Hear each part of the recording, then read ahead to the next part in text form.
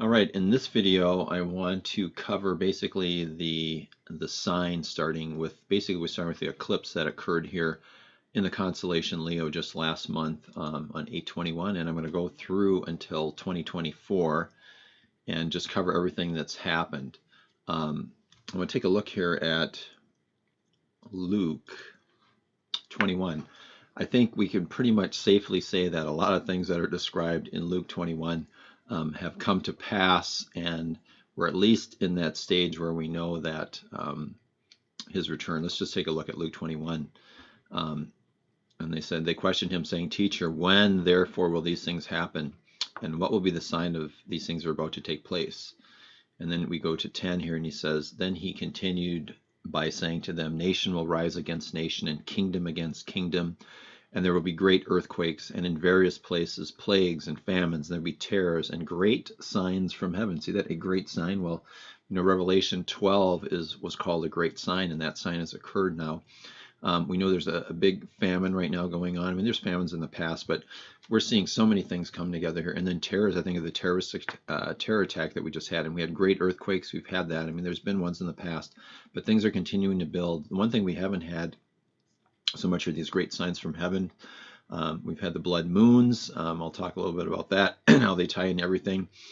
People said something, should happen right after them, but the blood moons they're a grouping of three. They're centered about Jerusalem is really, when you look at it, you have basically what happened in 1947 and 48.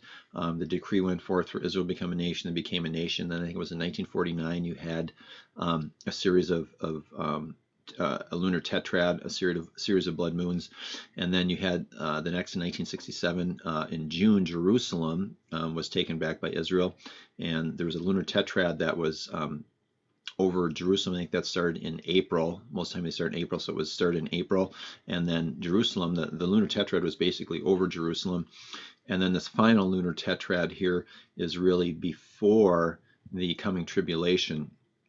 And so basically what we do, we see that the lunar tetrad is really focused on Jerusalem and Israel. And Israel is going to be the center, but the real epicenter for the tribulation and for the Antichrist will be Jerusalem. And that's where the blood moons are centered over. And that's what they were really all about. They weren't something that was going to happen immediately after. It could still be a number of years from now, but everything really appears to be focusing in on this period of time. So if we look at this verse here, there will be signs in the sun, moon, and stars, and on the earth dismay among nations, in perplexity at the roaring of the sea and the waves, men fainting from fear at the expectation of things which are coming upon the world, for the powers of the heavens will be shaken. I think we're at this point now where this is really happening. That's one thing we can agree on. We said the signs in the sun, moon, and stars. We had the lunar tetrad. We had the eclipse that occurred over America. And on earth dismay among nations. If you look what's going on right now with North Korea, there's even, let's look here at, and with the secular media, I had this in one of other videos here, but storms, earthquakes, North Korea, and now Las Vegas massacre. We have to wonder what's next. And in this article, this is, the secular word, they're going hurricanes, floods, earthquakes, wildfires, brewing international nuclear confrontation has some Americans thinking about end times. And so, you can go through this article, but they talk about all the things that are Mexico is shaken by 2 earthquakes, wildfires, North Korea and the U.S., spats going back and forth. 2 weeks, 2 major hurricanes, Harvey and Irma hit the continental U.S. Then we have Maria clobbered U.S. territories, Puerto Rico. I remember it was Maria and Jose, which is like Mary and Joseph. More biblical things going on there. Then we had all the fires going on in Seattle here. 52 days straight without rain, and so ash was falling like snow. And then we had a heavy duty snow. We had like record snowfall for earliest in amount in the year. And then again, there's just more and more here. And even as you go down in the article, they talk about September 23rd. But the day has passed, and judgment and tribulations continued. Well, the eclipse occurred, and nothing happened on that day of the eclipse. Most of the time, when signs occur, things can happen on the day of the sign. If we look in the book of Daniel, when the handwriting was on the wall, the king who saw the handwriting on his wall, his knees were shaking, and they went and they got Daniel, and Daniel came and said, basically, dude, it's over. um, the nation is going to be taken from you, and you're going to die. And basically, and then he died that night. And so it can happen that rapidly, or it can be, much longer. If you think of like with Noah, where it was 120 years, Noah gets the warning, and it takes 120 years to build it. It can be a very long time. So that's the $6 million question here. And we're seeing a lot of different things, and we're speculating on things. For example, here, this is from the book The Gospel in the Stars by Joseph Zeiss. It was written in the 1800s. In that book, he describes Gemini as the constellation representing the bride and the bridegroom. And this particular this part of the constellation, this particular person here represents the groom or Christ, and this person here represents Christ, represents the church, or the bride of Christ. And so, and then what's interesting here is that we have the planet Venus, which Jesus calls himself the bright and morning star, and the bright and morning star is Venus. During the eclipse, we find that the Venus is in this particular constellation, and then we've got we have the sign, we have the eclipse occurring right next to in Leo. Jesus is from the lion. He's the lion of the tribe of Judah. This is the constellation related to the tribe of Judah. All right, then the next thing I want to do is I want to go to the morning of, let's go here. Let's go through and just look at, we're going to go to the eastern sky. And we're going to look at everything that happens, because in Jewish thought, good things come for the most part in the east, and your bad signs come, they're in the west. Jesus said that as lightning shoots from the east to the west, so shall the coming of the Son of Man be. The ancients always thought that, the good signs, Jesus is the bright morning star, it's a morning star, it's the dawning of a new day, that type of thing. So let's look here at, I want to go back, there's a whole bunch of conjunctions and things that happen if we look here. Now here's the deal, none of this stuff, if we didn't have the sign of Revelation 12, the sign of Revelation 12 is is God telling us that all the things that we see in the heavens, all the conjunctions and things like that have meaning. It's kind of like when you go back to the prophet Daniel, you go back to the Star of Bethlehem. There really was no way for those astrologers from Babylon to really know what was going on unless they were told by Daniel. And so Daniel had been told by God to tell them what to look for the conjunction that would occur. Either Daniel had to tell them, at what period of time, how many years to look. And we know Daniel gave dates and things for when Christ would be cut off. So they had some kind of information there, because the simple reality is conjunctions really do. They happen all the time. Like what we saw at the Star of Bethlehem, where Jupiter goes into retrograde around the star Regulus here. That happens all the time. All this stuff happens truthfully all the time. So unless you've got, God basically has to tell you what to look for. And with the Revelation 12 sign, God told us what to look for, and therefore we know what we should be looking for here as far as conjunctions and things. All these conjunctions now have meaning. So we've got Regulus and Mercury. Let's see, let's go back a couple days. There's a ton of these things here. Go back to 831. And these are all, the other important thing is, I think things really need to be visible in the morning sky. You have to remember, we have at the pyramids right now, we've got a lion facing east, and it's just interesting that the constellation Leo, the lion, rises in the east in the morning during the Feast of Trumpets, when the sign is going to reach its conclusion. It's going to the sign is going to appear starting on the 23rd. But anyhow, if we look here, we've got a conjunction between Regulus and Mars. Mars typically means war or bloodshed. We know during the tribulation that's coming. Then we keep going, and then we've got Mercury. This is a messenger, and the king star. We see that. And then you keep going here. And then we're going to have Mercury and Mars, another type of a messenger that war is coming. It doesn't mean it comes on this day. All these things are in the future. And then we're going to have what happens here on the 20th here. I'm still in Nashville. What I'm going to do is I'm going to switch over to Jerusalem. Okay, I've pop back to Jerusalem. I just switch this over quick. On the 18th, from Jerusalem and from the pyramids, the moon is going to block out Regulus here. So that's a significant event too. I know I was looking at some of the just secular astronomy places like space.com, and there's some other places. They were just talking about how amazing, just how many conjunctions and stuff that were going on here, and it's a very rare event what's happening here. And then let's see here, we'll go back here. We had Mercury and Mars, and then what happens here? We have another conjunction. We have Venus and Regulus, and then what's happening here at the pyramids? There's something called the Christ angle, and that angle is there's a passageway in one of the pyramids, and if you take the base of the pyramid and you take the angle of that passageway, which is 23 degrees, 18 minutes and 9 seconds, that will take you to Bethlehem. I'm not going to show you that here, but I'll show you that let's go back here a little bit in time. We'll bring this up until the sun is basically on the horizon. You can see the sun and moon are parallel at this time. We've got a conjunction between the bright morning star Venus and Regulus. This is kind of another sign that the king is coming, but he's not coming on this day. Again, the signs, this is the whole trick to everything.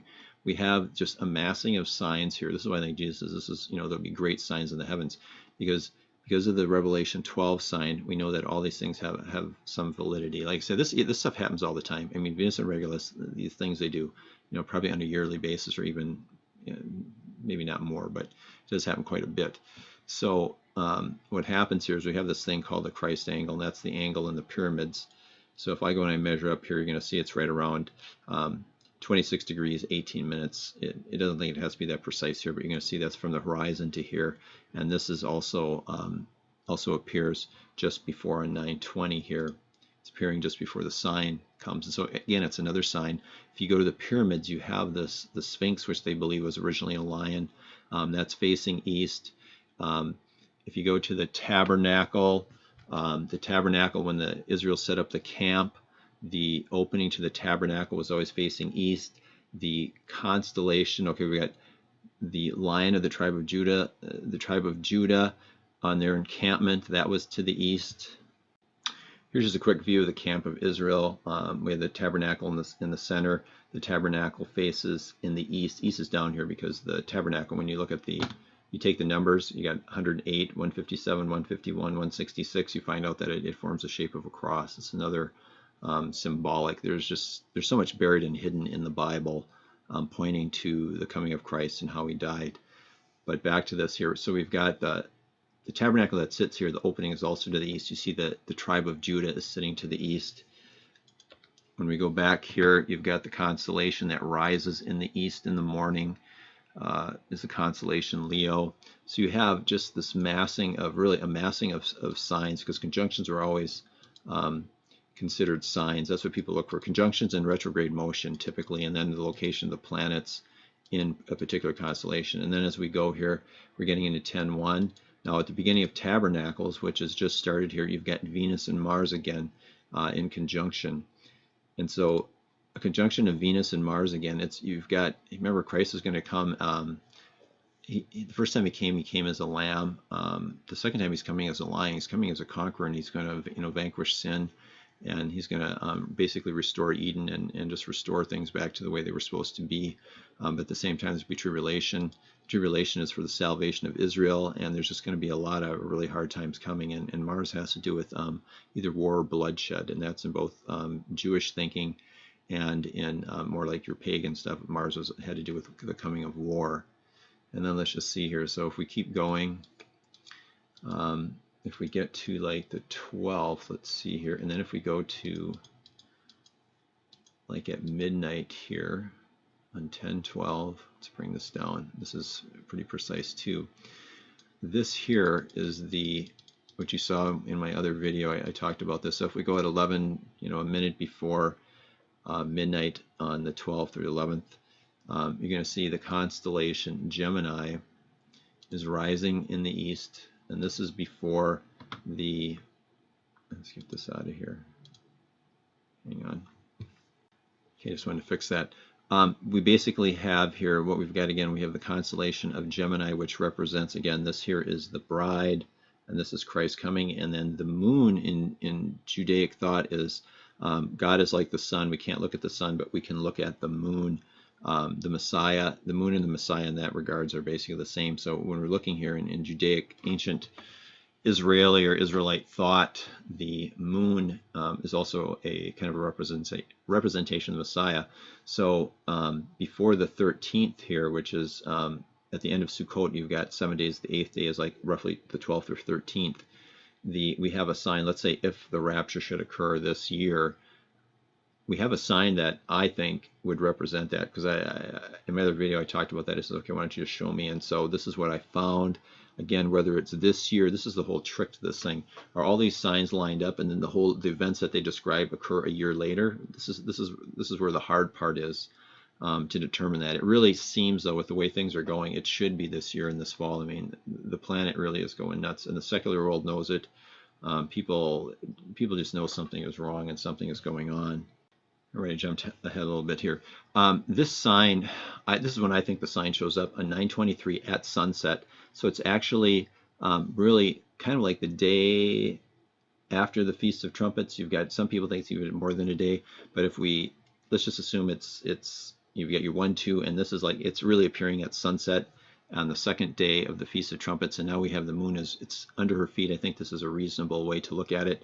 Basically, what we have here over the skies of Jerusalem, we have a pregnant woman who's in travail, and what that means is, basically that's talking about the time of Jacob's trouble.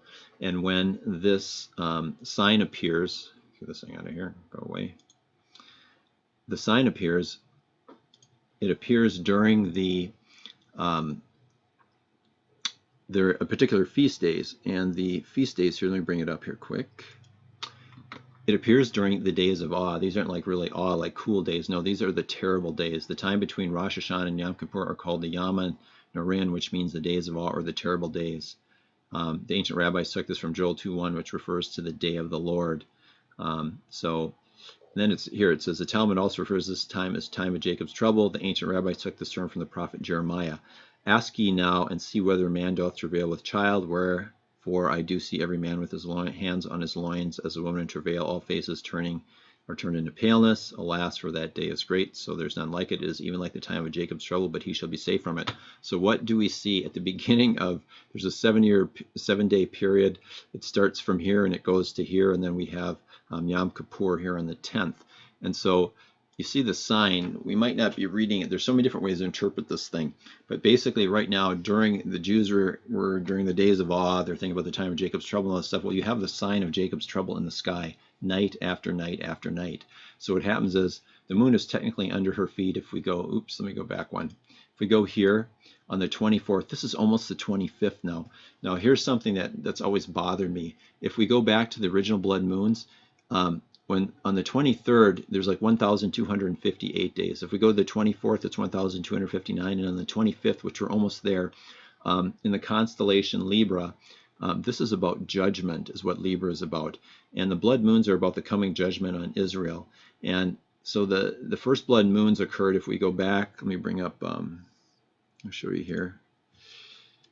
Let's go back here, calculation date. Let's see here. The first blood moon was April 15th, 2014 to, the first pair was here on the 14th, was to the October 8th, 2014. And then 2015 of April 4th to September 28th. And so this was the blood moon tetrad. You see the date here, April 15th. So if we go back 4/15/2014 to 9/25, that's 1,260 days. Well, the first half of the tribulation is 1,260 days. And so when the moon is in Libra here, this is about the coming judgment, and it's a pair of scales is what it is. So I'll show you that here. Okay, I want to go then now to the prophet Daniel, because this is going to kind of tie into this whole thing about the scales. There was a handwriting that most people are familiar with this, but there was a handwriting that appeared on the wall, and the king, he saw this thing, and then he really got shook and rattled. And so then what he does, he basically calls for Daniel, and Daniel comes and interprets the hand on here, and then he says, this is what his interpretation is. God has numbered the days of your kingdom and brought it to an end. Tinkle, you have been weighed in the balances and found wanting. Perez, your kingdom is divided and given to the Medes and the Persians. So the line that's important here is this: Tinkle, you have been weighed in the balances and found wanting. And so that's what we have here. We have balances. And so 1,260 days ago, the blood moons appeared. That's when they started. And that's basically a warning to Israel that, the time of Jacob's trouble is coming. We see the sign of Jacob's trouble every night during the 7 days of awe. This is, technically under her feet for quite a few days. So the sign is showing up every night. I mean, you can go quite a ways, and this is still under her feet. And, at some point, it gets too far away. So the next thing I want to do is I want to go to the morning. So this will take a second here. Okay, now we're on 9:23 here in the morning. Now what's interesting about this is that the moon in the morning, the sign in the morning is for us. So the sign doesn't really show up for us. This is like the good sign. Things that are in the east are good. This is about the coming of the Lord. And so we just saw like a couple mornings before, we saw Venus and Regulus in conjunction. But the reality is the moon's not under her feet. It's not under her feet until actually the 24th. And you'll see now it's moved into Libra. And then if we go to the 25th, it's still in Libra. So the sign really is here. And so if you're expecting a Feast of Trumpets rapture based on this sign, unless you just think, well, we get out first and then the sign appears and stuff. But if the sign has to appear first, it can't really happen until the next year, a Feast of Trumpets. So maybe that's not it, and maybe that's why, like, we're looking at Sukkot right now as they produce this, and there is evidence to believe it could be Sukkot, but it could be, several years out. Hopefully it's not 7 years out. I always wonder, because we got that X and everything, and I have a hard time believing we could even make it. I have a hard time believing we're going to make it 2 or 3 years here, with basically all hell breaking loose, because basically all hell is already breaking loose on the planet, and it's just, all we need is like something like a nuclear detonation, an EMP type thing, and I mean the whole world changes. It doesn't matter where they do it. If they do it in Europe, they do it in Israel, they do it here. The next morning you wake up, if that happens overnight and you wake up, the world is a very, very different place, and you're just going to see things come apart like you've never seen. So anyhow, we'll keep going here. So the next thing I want to look at here is that you can see, like, we basically have, of all the moving planets, stars, moons, and everything, we're missing one of the players here. We're missing Saturn, and Saturn typically represents Satan. And when you look at this whole story that's going on in the constellations, everybody's in the right place. They're all doing the right thing. So we're at least in the season of his return. The signs are pointing to it. Luke, 21:25 here. I mean, I really think that's the signs of the heaven. That's been fulfilled for sure. So we know Jesus said, when you see all these things, look up, because your redemption draws nigh. So the next thing I want to look at is I want to look at Saturn. I'm going to talk a little bit about Saturn here in just a second. Saturn right now, as of this date, 9/24, it really doesn't matter. Close in here, it doesn't move very quickly. See, every day it barely moves. It just crawls along here. Saturn right now is between Serpents and Scorpius, or Scorpio, who is a scorpion. Now, if we go to, I want to go to Zeiss, and I want to show you, this here is kind of a representative of Christ. We have a serpent here, and then we have a scorpion, and Christ actually mentions this. This is Zeiss, and he's talking about what's going on. Actually, what we're seeing here, he says, the Savior recurs this passage where he says, I give you the power to tread on serpents and scorpions and over all the power of the enemy. And then he's talking about in the zodiac here, says, accordingly we find the psalmist and the Savior using this precise imagery of the sign of the zodiac and its decans, which we now consider a gigantic scorpion, serpent, and dragon, with a mighty man in conflict with them, mastering them and treading them underfoot, as a figure before us. And here's the figure that they show, and here's what we see right now. We see the serpent. We see this is like represents Christ, and crushing the scorpion. And so, which is kind of crazy, because right now, where do we see Saturn? This is why this whole thing, it's really, really hard to believe that this is all random chance. I mean, all the players are in the right places. We've got Saturn here. We've got Christ. This is represented. We've got the serpent, and we got the scorpions. Christ talks about crushing them. We have Saturn, which represents Satan here. And, and the story just keeps getting better here, because what happens is Sagittarius, according to Zeiss, this is also another image of Christ or the Messiah. And what happens is Saturn is going to spend 3.5 years traveling through. It's because it goes into retrograde. You see these motions here, a little retrograde here, a retrograde here, a retrograde here, and this is at about 3 years. And at the 3.5 year mark, it's going to end up right about in here. So in the Capricorn, and I'll talk about that in a second. But what we have is Saturn is going to come, and he's going to fool. He's going to be a false Messiah. So he's going to spend 3.5 years, and he is going to fool Israel. He's going to fool the world that he is the answer to all their problems. He's the Messiah that the Jews are looking for. And when he gets into here, now this is a goat head. Now, when I read through Zeiss and stuff, I really couldn't count. There's a goat head and a fish. And so I just basically here I said, okay, God, what's the deal here? A goat head is typically relates to Satan here, and I'm going to show you something here really quick. All right, let me go back here. Okay, I've got what I have here now. We've got Saturn in with this goat head. There's a little bit of chop to this because I'm kind of popping back and forth and I'm doing some other things during this recording. So let me bring up here I gotta go, hang on, to here. Okay, I was talking about this goat. Well, I don't know how many of you are familiar with the opening ceremony of the largest tunnel in the world. It was in I think Switzerland. I'm not sure exactly where it links to, but this was out in front of your face, a cult ceremony. All the world leaders were there. So if you don't believe in the like the Freemasonry, the Illuminati, you watch this. What I'm going to roll through here is pretty mind blowing if you haven't seen it. But this is the opening ceremony, and it's the most bizarre thing you've seen here. You can look it up, Vigilant Citizen. You can Google it, and you'll find it. It's all over the place. They have this like basically the sexual orgy on here. They're doing all sorts of crazy things. This is like demonic Lucifer, honor the works who died, wise baby Lucifer, creep flying over. And then you see a man dressed as a goat becoming master of ceremonies. Everyone's paying homage to him. This is the whole Antichrist story. And this was out, I think it was 1 or 2 years ago when this thing, see there's a date on here. I think it was June 2016. It was a year ago that this came out, and this made really big coverage, in the prophetic community. And then you have, this is insane and crazy. And look at, they're all worshiping. Women dressed in white hold small horns, saying, "If we accept the goat man as our God," and here's the goat man, and then the thing it's crazy. This whole ceremony, what they're doing here. The goat man runs around. Then you have all this weird. This is how the elite perceives the masses. They're following. It's just crazy. And then they got the workers hanging. And then they have these ghost figures. And then they have the all-seeing eye here. And then they have the goat man making his entrance white like brides before the wedding. It's just crazy. And then you have these scarabs, and this relates back to Egypt and all this other kind of stuff. And then you've got like all these eyes. And then woman drapes was saying, "You are now king of the world." And so the goat head is related to Satan and his kingdom all the time. And that's really the only thing I could come up with here, is that when this thing ends up and enters into Capricorn, this is a goat. And that's when the world is 3.5 years. It sits right about here, Saturn does. And that's when they're going to realize that. Now, again, I don't know if this thing is projecting in the future. It's telling the story, and then the story starts a year later. Or does the story, to me, it seems like the story should start this fall. Like really soon, and maybe it will in the next 7 or, whatever it is, how many days we got left here, 5-6 days here before, possible Sukkot type rapture, and bam, the whole thing begins. So then if we go out to 2024, okay, we're in the year now up here. We've got year 2024, 1013. And then why 1013? Take a look here quick, pop this up. I'm going to our calendar here on 10/13, which is October 13th and 14th. That's Yom Kippur.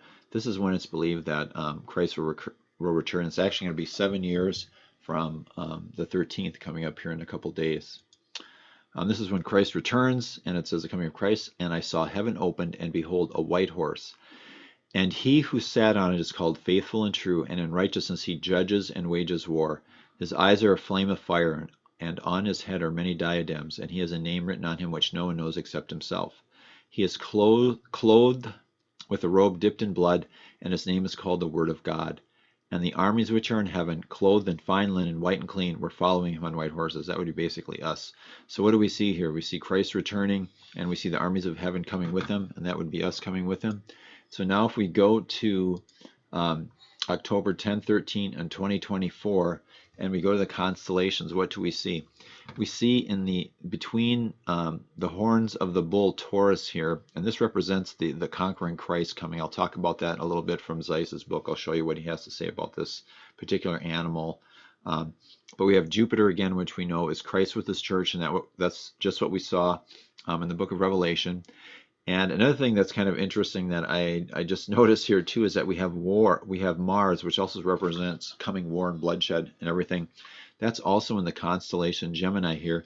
And this is the constellation representing Christ. And it's kind of like the bride and groom are coming. We see that same symbolism here with Jupiter between the horns of the conquering king coming, and Jupiter and his bride and groom coming. Excuse me. And then we go to the constellation Gemini, which represents Christ and the church, and we see the same thing here. We see Mars, which represents war, coming to make the final battle of Armageddon here to bring the tribulation to a conclusion. Okay, here we're looking in Zeiss's book, The Gospel in the Stars. Here he talks about Taurus the bull. He says, "This is not an ordinary bull, but a wild ox or reem. He is in deep fury, barreling down on his enemy. This terrific animal appears here in the intensest rage, dashing forward with swift and impetuous energy, and with his great sharp horns, set as if to run through everything that comes into his way." This story remarkably interprets with reference to Christ and his church, and the anger with which he is to visit the wicked world after the church of the firstborn has been safely landed in heaven. The same becomes more striking when we take in some other markings of the case. And then we'll go down here, we'll read a little bit farther. The scriptures everywhere tell us of a period of indignation when the Lord shall come forth out of his place to punish the inhabitants of the earth for their iniquity, when he will no longer keep silent, when the earth shall disclose her blood, and shall no more cover her slain. He is very long suffering now. Men sin, but his judgment does not quickly follow upon transgression. Sin is added upon sin, and wickedness upon wickedness, and yet the Lord keeps silent, not willing that any should perish, but that all should come to repentance. But there is a limit to his forbearance. There is a time coming when he will tear in pieces, and there shall be none to deliver. His own word is, "Behold, the day of the Lord cometh, cruel both with wrath and fierce anger, to lay the land desolate, and to destroy the sinners thereof out of it. And I will punish the world for their evil, and the wicked for their iniquity. And I will cause the arrogancy of the proud to cease, and will lay low the haughtiness of the terrible. The earth shall remove out of her place in the wrath of the Lord of hosts, and in the day of his fierce anger, every one that is found shall be thrust through." So here we talk about, this is basically the day of the Lord coming, when he is going to, basically bring the tribulation to an end, and he's going to bring an end to wickedness and sin. And basically what we do is we see, through the whole presentation here, I'm going to try to just wrap this up quick. We see the whole story of the tribulation is in the stars here. Then the whole question is, when does it begin? Right now, it really looks like it should start, hopefully in a few days here with the rapture of the church. We'll find out. We don't know, again, whether or not this is like, we're seeing the whole story laid out. Does it start in a year from now? Or does it start like really soon? It seems like it should really, really start soon, especially when we look out into 2024 and we see all this. We see the story. I mean, who knows? Maybe it's a year in advance, but it seems like it's coming soon. And just kind of like to bring this thing up to a wrap right now. I hope you enjoyed this. I hope this, for people who don't know the Lord, who don't have Christ as their Savior, that would be a really good time to make that decision, a decision to follow Christ, because the times that are coming are really tough. And if you make the decision now, and should the Lord come for his church in the next few days, you would be part of that, and you wouldn't have to go through all the trials and tribulation that the world is going to go through. So again, thanks everyone for watching, and hope to see you soon on the other side.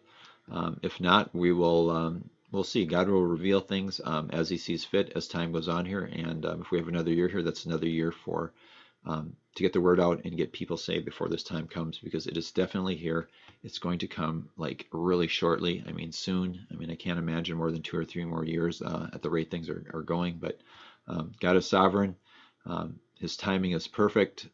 We're just speculating here. We're looking, we're watching for his return, and the signs are everywhere. It's just a matter of when. And it could be really soon, and you really want to be on that ark that goes to heaven here. If you miss the ark, like the wise and foolish virgins, the wise got in, and the foolish, they went off to get some more oil, and they come back and they're banging on the door, and the door was shut and they couldn't get in. And Jesus says, "You know what? I don't know you." So now's the time to make that decision. So again, thanks for watching. If you made it this far, and have a good night.